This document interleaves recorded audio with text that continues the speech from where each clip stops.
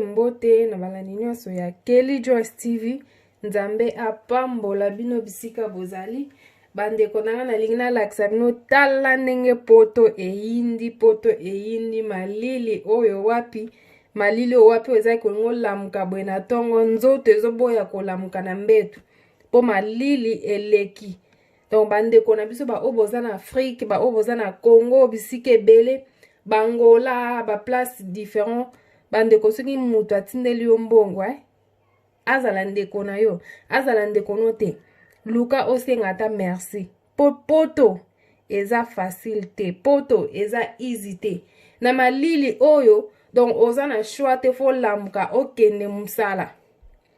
Maso mninga atindeli yo mbongo na place osenga merci ube osala likambo ya malamu na mbongo wana. Bokomi ko bebisa mbongo, bozo sakana na mbongo. Mutu musaka ozala ndeko na ote akabeli yo ata $20. Akabeli yo 20 euros. Senga merci. Po omoni ndenga azwaki mbongo wana te. Po na malili ya boye bandeko.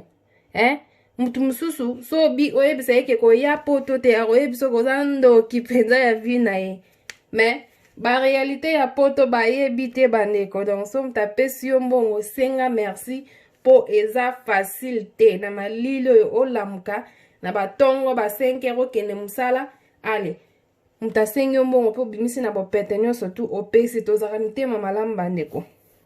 Mutu nyonso afanda na poto azaka mitema malamu po bimisa mbongo po kaba eza facile te bandeko. Nzambe apambola bino ba ona ba sabona na Kelly Joyce TV te bo sabone na Kelly Joyce TV bo sabone. Nzambe akosanga kopambola bino te. Tomonani na mbala ya sima. Merci. Bye bye.